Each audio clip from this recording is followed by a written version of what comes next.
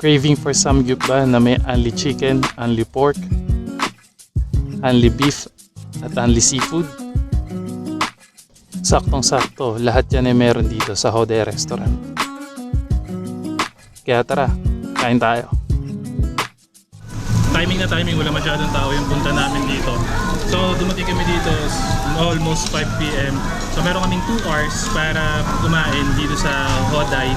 So specifically yung area ng Hoday is malapit lang kasi siya doon sa area namin. Nandito lang yung Hoday sa along Examiner area dito sa Quezon City. So maraming choices na pwede yung pagpilian kung ano yung i-avail ninyo. Pero kami, in-avail namin yung 799. So 799 is lagay ko na lang dito ano yung pwede ninyong makita dun sa 799. Pero yun yung pinaka-max, yung 799. Merong 799, 599, 699 I guess, and 499. So iba't iba yun. So ito sa amin lahat na is na-avail namin. At isa sa pinaka-maganda rin dito sa kinuha namin is meron kaming order na ganito. Only rin to, itong tajun na to. So para siyang ano, seafoods mixture. So iba-iba. Tapos meron din sila tong Wagyu cubes. So for the Wagyu cubes nila, meron ng, ayun, nakikita ninyo, may timpla na rin. Mix and variation kasi ang pwedeng piliin dito. So you have pork, beef, seafoods. So para dun sa beef nila, isa sa gusto ko sa kanila is itong Wagyu cubes nila. So for the Wagyu cubes, nung niluluto namin kanina, medyo nag-iwalay na siya. Mukhang malambot siya.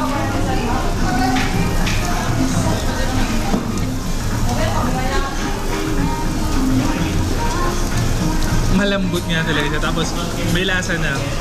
Inano lang siya, ginawa lang is ginrill lang namin. Tapos meron ding ito, tuna sashimi. So for the tuna sashimi,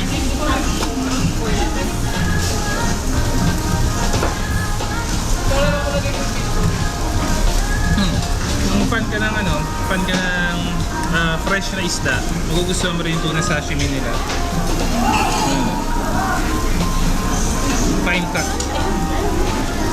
Doon sa tuna nila at sa salmon na sashimi, you have an option kung gusto ninyong i-grill muna. Kasi kung hindi kayo sanay kumain ng fresh na salmon at saka tuna. Basta, kalaman.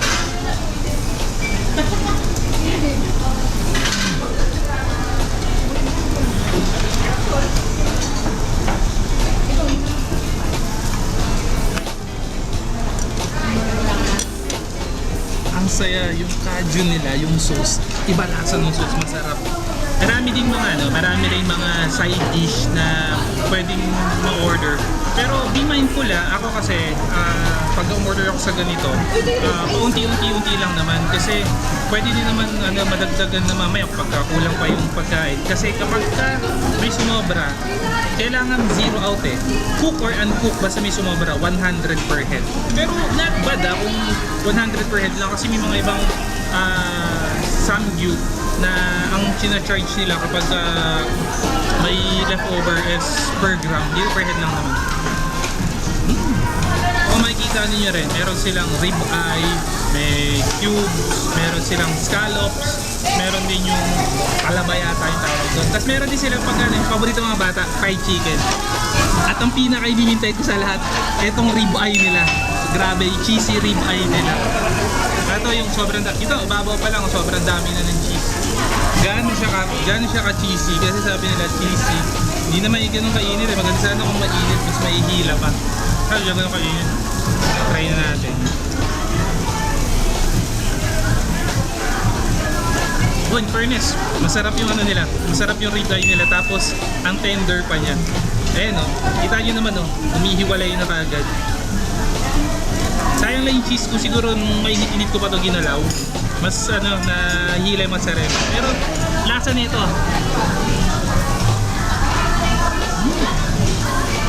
Panalo. Ito pinaka-gusto kong gawin. Kanina ko pa gustong gawin, kaso nga kasi mainit pa kasi yung sizzling plate. Gusto kong kamayin itong tip nila para makita natin. kung gaano kalambot. Aha, humihiwalay na yung buto. Tapos ito yung cheese nila. Medyo na ano na yung mozzarella cheese. Sa yung buto.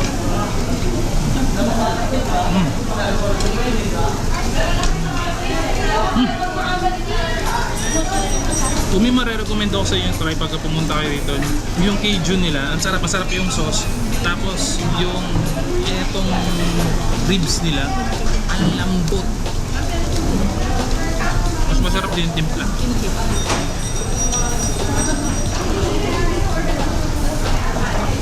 Wagyu cubes, okay din. So pag bumalik ako dito, yun at yun pa rin ang try ko. Side dish nila na kimchi, try natin.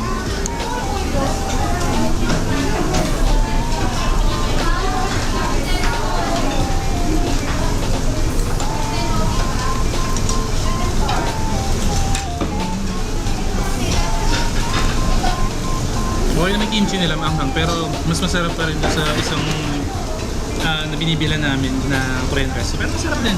Kaso nga lang kapag mababa ang pain tolerance sa anghang, huwag nyo na i-try, maanghang ka. Tapos meron din sila mga ino-offer na ganito, mga maki. So, yan yung maki.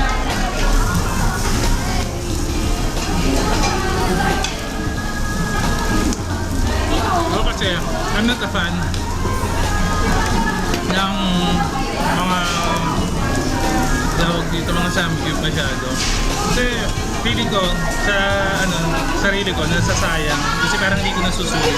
Pero ako kasi pag kumain ako sa ganun, pinaka-style ko, ano muna orderin mo muna lahat ng meat.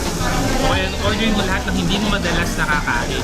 Tapos pagka naubos mo yan, tsaka ko ulit order. Kasi mahirap na may leftover policy kasi sila dito. Minsan sa ganitong samgyup, nakakalula na kasi pagka masyadong marami ng pagkain ang hirap mamili ng kakainin. Pagdating naman sa parking, wala kayong magiging problema. Meron naman sila din ng parking, pero hindi ko lang sure kapag marami yung tao. Kasi based sa nakita ko kanina, hindi ganun kalaki yung parking nila. Pero naman sa dito sa loob, maluwag Merong pwesto sa labas, meron din pwesto dito sa loob, tapos meron pa silang second floor. So, kahit madami yung tao, ma-accommodate talaga. Ang katuwa pa rito, pagka grupo kayo, magkakaibigan, meron dun sa labas na yung susukatan nyo yung katawan ninyo. Kasi yung mga kasama ko dito, nasukat-sukat sila ng mga katawan nila kung hanggang saan sila kakasya. So gawin nyo, bago kayo kumain, magsukat muna kayo, tapos pagkatapos kumain, sukat ulit kayo kung hanggang saan kayo magkakasya doon. Tapos may promo rin sila dito pagka birthday celebrant of the month. Meron silang tinatawag na 5 plus 1. So 5 paying customer, merong isang happy birthday na malilibre. So yun yung isa sa mga ano nila dito, promo. So kung halimbawa meron kang birthday tapos gusto mong mag-samgyup, maraming choices Pwede mong dalhin dito yung mga kaibigan mo or budulin yung mga kaibigan mo para makalibre. Pero sa area nila, expect nyo na medyo mainit kapag dito kayo sa loob. Although marami silang aircon, pero syempre ang daming table din na nag-grill. So yung heat hindi kinakaya minsan ng aircon. So gaya ngayon, malakas yung aircon nila na madami pero ramdam mo pa rin yung init. Pero malinis yung lugar nila. Galing na rin ako doon sa CR nila kanina, malinis. Tsaka pala si Miss Rose, siya yung senior ko. Sila ngayon yung mga bago kong kasama sa punas ng trabaho. Well, last time din, kasama ko rin sila nung nandun ako sa Malolos. Tapos yung nandun sa dulo, yun naman yung junior ko, yan. To. Yung busy-busy sa pagkain ng seafood. Ako, based na sa nakikita ko sa mga kasama ko, mukhang nag-i-enjoy sila. Kaya kung halimbawa magdadala kayo ng mga friends ninyo, mag-i-enjoy. Para sa talaba, ayan yung talaba nila. Yan.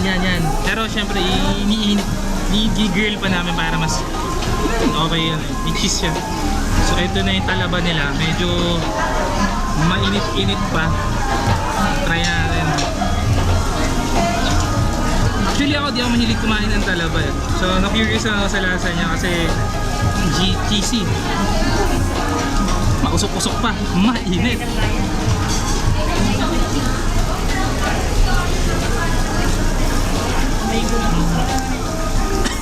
Ayaw magpanggap, hindi ko talaga bet ang lasa ng talaba. Kahit cook na siya. Ito naman next try kong seafood, yung scallops nila. May cheese din to sa ibabaw. Medyo mainit-init pa. Ayaw niyang humiwalay. Ayan, may cheese pa. Oh. Yeah! Usok-usok.